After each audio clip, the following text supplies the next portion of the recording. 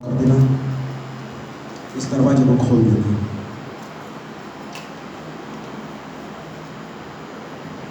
तो लाइट सामने डाल दो। ओ जीसस, हालेलुया।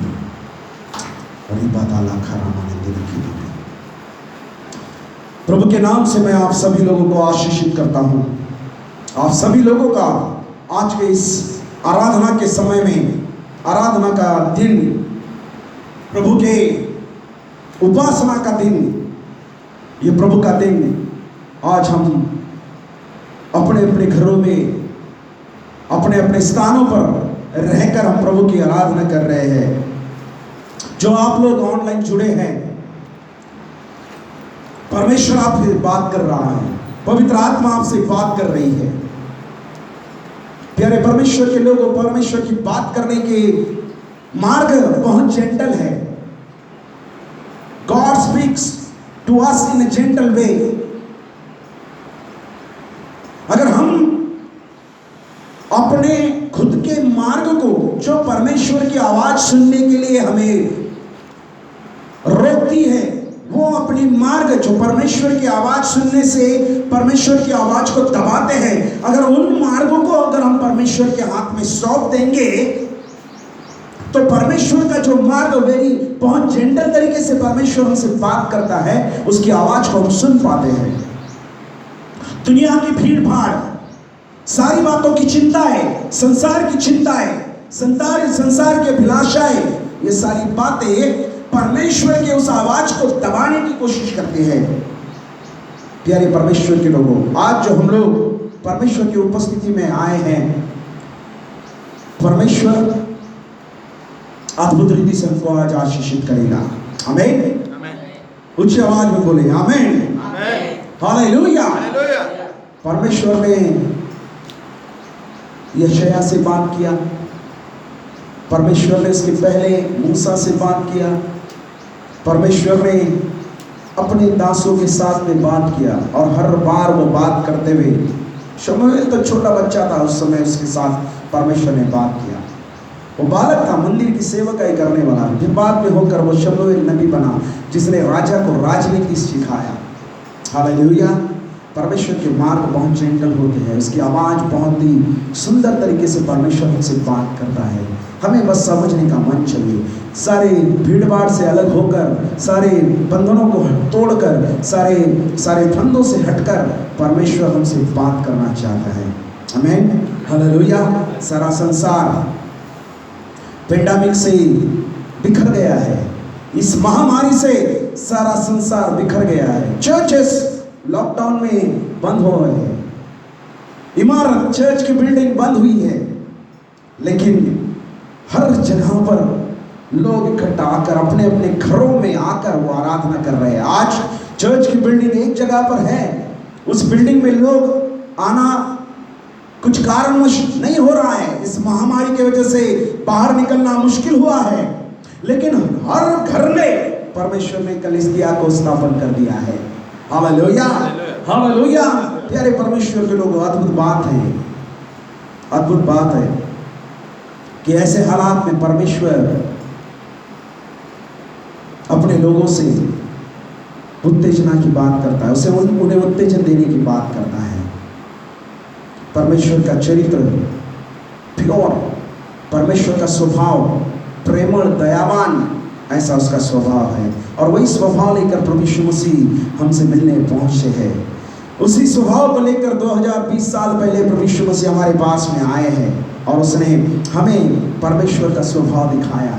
उसके आंखों में जो तरस है, उसके चेहरे पर जो मनोहरता है, वह तरफ और तरस वाला जो परमेश्वर है, उसी ने हमको अपना स्वभाव को हमें दिखाया है। हालेलुया। Praise the Lord. इकड़ा चालू है रिकॉर्डिंग। हम इस समय परमेश्वर के वचन की ओर जाते हैं। लूका का सुसमाचार 22 अध्याय और इसके कुछ पदों को हम पढ़ते हैं। लूका का सुसमाचार, इसका 22 अध्याय और 31 पद से 34 पद तक। लूका का सुसमाचार 22 अध्याय 31 32, 33 और 34 आयत को हम पढ़ते हैं। शमौन, देख, शैतान ने तुम लोगों को मांग लिया है कि गेहूं के समान फटके, परंतु मैंने तेरे लिए विनती की कि तेरा विश्वास जाता न रहे, और जब तू फिरे तो अपने भाइयों को स्थिर करना। उसने उससे कहा, हे प्रभु, मैं तेरे साथ बंदी गृह जाने वरना मरने को भी तैयार हूँ। उसने कहा, हे पतरस, मैं तुझसे कहता हूँ कि आज मुर्गे के भाग न देगा जब तक तू 3 बार मेरा इनकार न कर लेगा कि तू मुझे नहीं जानता। Praise Lord. परमेश्वर के वचनों को बहुत बहुत आशीषित करे। परमेश्वर का वचन कहता है, हालेलुया, और ये बात लाख रामानंदरी के लिए भी।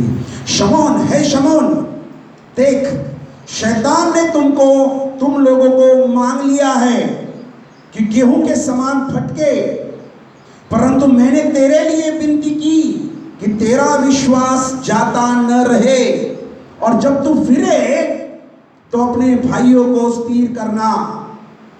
उसने उससे कहा, पतरस ने प्रभु यीशु मसीह से कहा, हे प्रभु, मैं तेरे साथ बंदी गृह जाने वरना मरने को भी तैयार हूं। उसने कहा, मतलब यीशु ने कहा, पतरस, हे पतरस, मैं तुझसे कहता हूं कि आज मुर्गा बांग न देगा जब तक तू 3 बार मेरा इनकार कर लेगा कि तू मुझे नहीं जानता। Hallelujah, hallelujah. प्यारे परमेश्वर के लोगों, आज हम इस विषय पर देखने वाले हैं।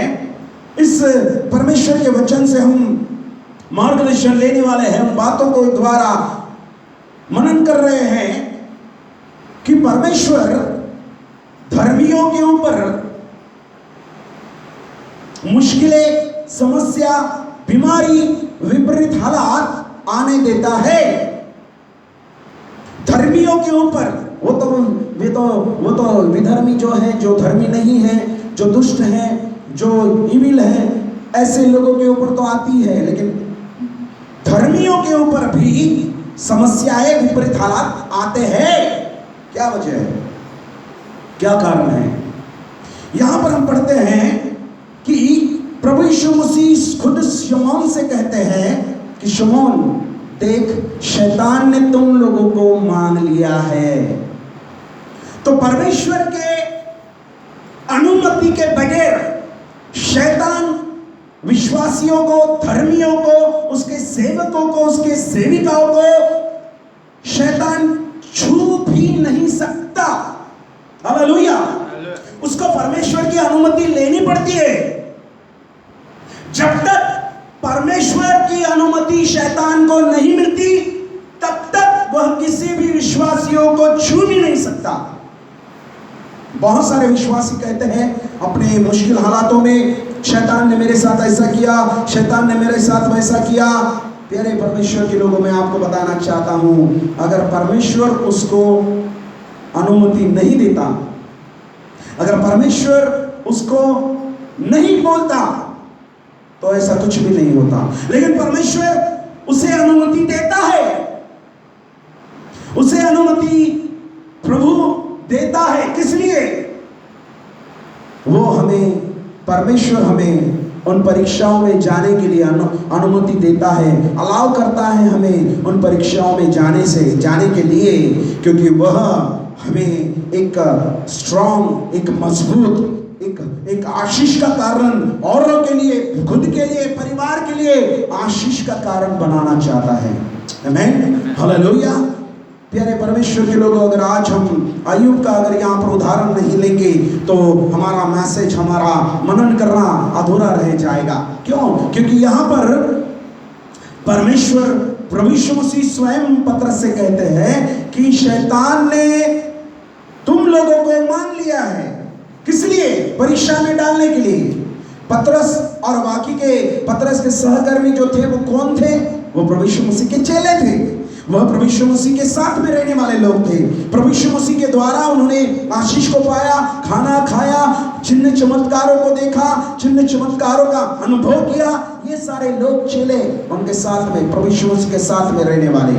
4 दिन के मरे हुए लाजर को प्रभु यीशु मसीह ने जिलाया, इन्होंने अपने आंखों से देखा। याहीर की बेटी को अपने जिलाते हुए अपने आंखों से पतरस ने देखा, याकूब ने देखा। ये लोग सब प्रभु यीशु मसीह के साथ में रहने वाले हैं।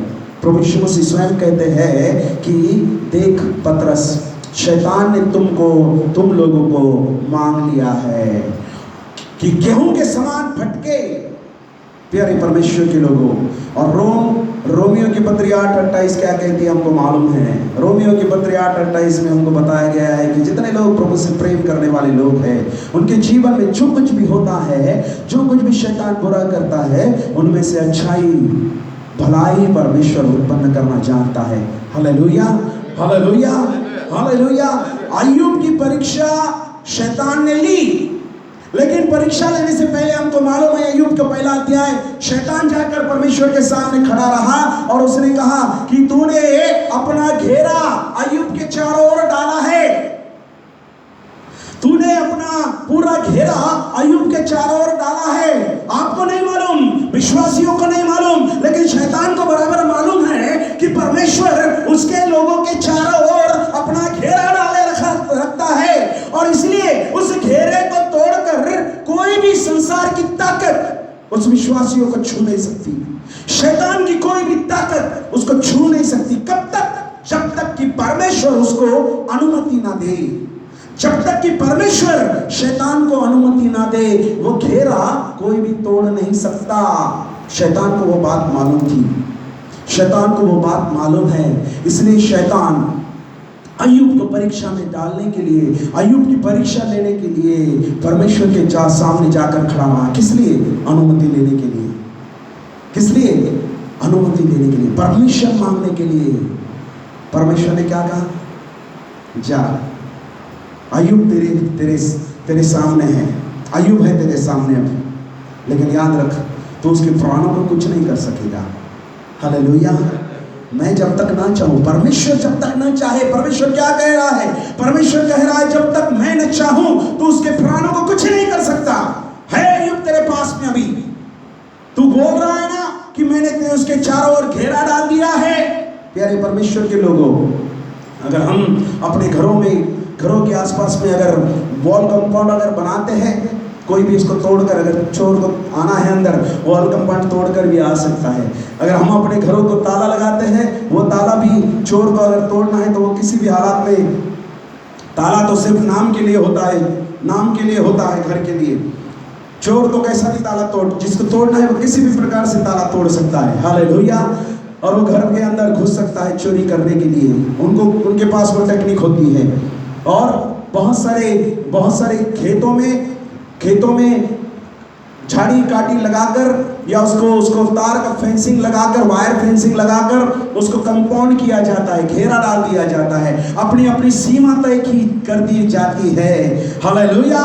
जमीन जितनी है उतनी सीमा उसमें तय की जाती है, और वहां पर खेत में किसान लोग अपनी सीमा तय कर उसको घेरा डाल देते हैं ताकि बाजू का पड़ोसी भी हमारी जमीन को ना हड़पे या अतिक्रमण ना करे, इंक्रोच ना करे, या कोई भी जानवर अंदर ना घुसे। इसके लिए वह खेती के धान को या जो भी उसने बोया है उसकी सुरक्षा करने के लिए वो घेरा डालता है। हालेलुया। वो कोई भी तोड़ सकता है, चाहे तो उसको कोई भी तोड़ सकता है। मजबूत से मजबूत कंपाउंड वॉल भी कोई भी तोड़ सकता है। लेकिन प्यारे परमेश्वर के लोगों, अगर प्रभु हमारे चारों ओर घेरा डालता है तो दुनिया की कोई ताकत उसको तोड़ नहीं सकती। Hallelujah, hallelujah. और प्यारे परमेश्वर के लोगों, परमेश्वर ने हमारे चारों ओर घेरा डाले रखा है। अय्यूब के बारे में शैतान को मालूम था कि उसके चारों ओर किन किन बातों पर, अय्यूब की किन बातों के ऊपर घेरा डाल के रखा था।